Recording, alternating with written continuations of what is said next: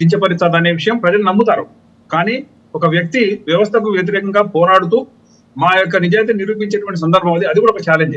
ఎలాగైతే తాడికొండ మేము గెలిచామో మా మీద పడిన నిందని కూడా తుడుచుకోవాలి, మేము విజయవంతంగా చేయగలిగామనే ఉద్దేశం నాకుంది. ఎందుకంటే వాళ్ళకి 2 సవాళ్ళు విసిరాండి. ఒకటి, డబ్బులు మేము తీసుకుంటే ఎక్కడ ఉన్నాయి, మేము ఆంధ్రప్రదేశ్లో తీసుకుని ఉండాలి, లేకపోతే తెలంగాణ, నేను హైదరాబాద్ ఇక్కడ తీసుకుని ఉండాలి.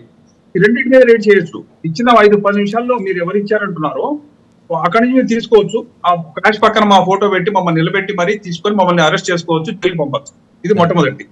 రెండవది, ఆమె బ్యాలెట్ పేపర్ లో ఉండవలసి శ్రీదేవి వేసినటువంటి క్రాస్ ఓటు ఇదే అని చెప్పి మీరు చూపించమని అడిగారు. ఈ రెండూ లేకుండా మీరేదో అనుకున్నారు, మీరు డీకోడింగ్ చేశారు, మీరు కోడింగ్ చేశారు, లేకపోతే మాకంతా ఇన్ఫర్మేషన్ ఉంది, మాకు సీక్రెట్ ఏజెన్సీ ఉంది, ఇవన్నీ తప్పుడు మాటలు. ఇందులో నిజం లేదని మాకు తెలుసు. అయితే నేను చెప్పిన మాట నమ్మడానికి ప్రజలకు అంత ఈజీ కాదండి. ఎందుకంటే మేము ఫస్ట్ ఆమె మాట్లాడింది, నేను మాట్లాడాను, నా బిడ్డ మాట్లాడింది. మాకు 5 కోట్లు కానీ 10 కోట్లు కానీ 15 కోట్లకు కానీ అమ్ముడుపోయే అవసరం లేదు. అసలు ఎలక్షన్ లో ఎవరు వస్తారండి? డబ్బున్న వాళ్ళే వస్తారండి, డబ్బులు వాళ్ళని రాణిస్తారండి, డబ్బు లేని వాడిని దగ్గర కూడా రానివ్వరండి. అలాంటిది మేము డబ్బున్నామని లేక మాకున్న స్థాయికి కానీ సమాజంలో పేరుకు కానీ ఇవన్నీ సరిపోతే అనుకుని మమ్మల్ని మాకు టికెట్ ఇచ్చి మేము గెలిచిన తర్వాత మేము ఎందుకు వచ్చామంటే ప్రజాసేవ చేయడానికి వచ్చాం, ఉన్నదానికంటే ఉన్నత స్థాయికి వెళ్దామని వచ్చాం. తప్పితే ఇక్కడ డబ్బులు సంపాదించుకుందామని కాదు. డబ్బులు సంపాదించాలంటే మేము ఉన్న ప్రదేశం ఉంటే చాలండి. ఆమె ఎమ్మెల్యేగా అయిన దాంట్లో ఆదాయం లేకపోగా మా హాస్టల్ వచ్చే ఆదాయం పడిపోయింది. అంటే డబ్బు అక్కడ ప్రాధాన్యత కాదు. అసలు రాజకీయాలు ఎందుకు వస్తారండి? ఒక హోదా కోసం వస్తారు, ప్రజాసేవ కోసం వస్తారు, ప్రజల పేరు కోసం వస్తారు.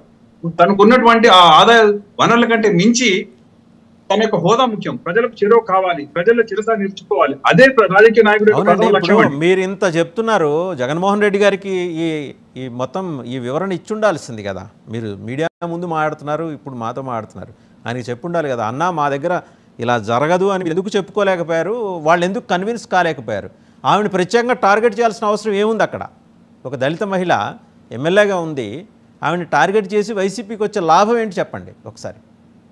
మంచి ప్రశ్న అండి. ఎందుకంటే అన్న ఓడిపోయాడు, ఎమ్మెల్సీ ఒకటి పోయింది, అది తట్టుకోలేని పరిస్థితి. అసలు ఓడిపోయాలని చెప్పడానికి ఆయన సలహాదారు చేతులు వణుకుతున్నాయంట, వాళ్ళ చేతులు వణుకుతున్నాయి. అయ్యి మనం ఓడిపోయాలని చెప్తే అన్న ఎంత ఇంపల్సివ్ గా బిహేవ్ చేస్తాడు, ఎంత కోపాడతాడనే భయంలో వాళ్ళు ఉన్నారు. ఏదో ఒక నెపం చూపించాలి. ఇప్పుడు ఎవరేశారు, ఎందుకు వేశారు, ఎవరేశారు, ఎందుకు వేశారు. వాళ్ళు ఊరికేనే వేశారండి, జగన్ గారు వ్యతిరేకత వేశారంటే ప్రజలు నవ్విపోతారు. అందువల్ల వాళ్ళని డబ్బు మనుషులుగా చిత్రీకరించాలి, అమ్ముడు పోయిన వాళ్ళగా చిత్రీకరిస్తే వాళ్ళ యొక్క బురద తొలగిపోతుందని అనుకున్నారు. తప్పితే ఆ 4 పేర్లు చదివిన వాళ్ళలో ఆ 3 మీద పెద్దగా ట్రోలింగ్ కాలేదండి. 3 రెడ్లే అండి.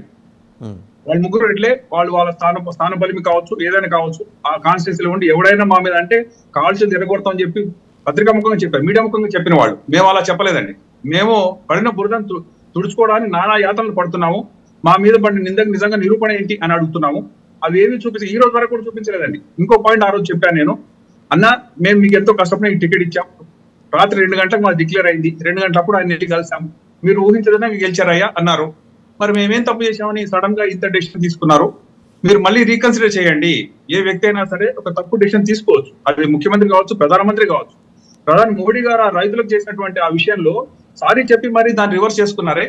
మరి ముఖ్యమంత్రి గారు తన ఎమ్మెల్యేల యొక్క ఈ 4గురిలో పలానా వాళ్ళు క్రాస్ కోడింగ్ చేయలేదని నాకు తర్వాత ఇన్ఫర్మేషన్ వచ్చిందండి, వాళ్ళని మరి మేము ఆ సస్పెన్షన్ రివోక్ చేస్తామని చెప్పడానికి 1 నిమిషం పట్టదు. కాబట్టి ఆయన మమ్మల్ని పిలవాలని, మా వివరణ కోరాలని, మేము ఇచ్చిన వివరణ నచ్చితే మళ్ళీ సస్పెన్షన్ నుంచి తీసేయాలని చెప్పి నేను ఆ రోజున విజ్ఞప్తి చేశాను. దానికి కూడా ఎవరు ఆన్సర్ ఇవ్వలేదండి. కేవలం మేము చెప్పుకున్నాం, మేము ప్రజాకోట్లో ఉన్నాం. తప్పితే అన్న దగ్గరికి వెళ్ళే అవకాశం ఈ రోజు వరకు రాలేదు. అనేక సార్లు మేము ట్రై చేశాం, అన్న ఏమన్నా పిలిచి మేము తప్పు చేయలేదని ఆయన గ్రహిస్తాడేమో అని. అలాంటిది లేకపోగా అసలు అపాయింట్మెంట్ లేదు, సస్పెండ్ చేశారు. ఇక మీరు మాకు అక్కర్లేదన్న ఉద్దేశంలో ఉన్నారు. మరి దిక్కుతేరు చూడని పరిస్థితిలో ఆమె కొంతకాలం హైదరాబాద్ లో ఉంటూ ప్రజల్లోకి వెళ్ళలేక, వెళ్తే ఆ బండ బూతులు కానీ, ఆ ట్రోలింగ్ కానీ, ఆ దాడులు, శారీరక దాడులు చేస్తామని చెప్పి ఆరోపణలు వచ్చిన సందర్భంలో 3 నెలల వరకు మేము మా ఇళ్లలో ఉండలేకపోయామండి. వారం ఒక ప్లేస్ వెళ్తూ ఫ్రెండ్ ఇంట్లో ఉంటూ, ఇక్కడ ఫామ్ హౌస్ లో ఉంటూ అలా తప్పించుకుంటూ తిరుగుతున్నాం. తప్పితే మా ఇళ్ల మీదకు మీరు నేరం చేయనప్పుడు తప్పించుకు తిరగాల్సిన అవసరం మీకు లేదు. ఒకటి. రెండోది, జగన్మోహన్ రెడ్డి గారు జరిగిన సంఘటన పట్ల పశ్చాత్తాపం ప్రకటిస్తూ రెండే అన్న మళ్ళీ అక్క శ్రీదేవి ఇక్కడి నుంచే పోటీ చేస్తారని పిలిస్తే మీరు వెళ్తారా? మూడోది, ఒకవేళ ఆవిడ కాదు, లేదు డాక్టర్ శ్రీధర్ గారు మీరు రేపల్ నుంచి కంటెస్ట్ చేస్తారా, లేకపోతే ఇంకో సెగ్మెంట్ ఏదైనా చూస్ చేసుకుంటారా అని అడిగే అవకాశం. తో దీస్ క్వశ్చన్స్ ఆర్ హైపోథెటికల్. మీ సమాధానాలు ఏంటి? వైసీపీ వాళ్ళు పిలిచి ఏ పదవి ఇస్తానా, ఏ టికెట్ ఇస్తానా, ఎట్టి బస్సులో ఆ వైపు చూస్తే ఉద్దేశం నాకు లేదండి.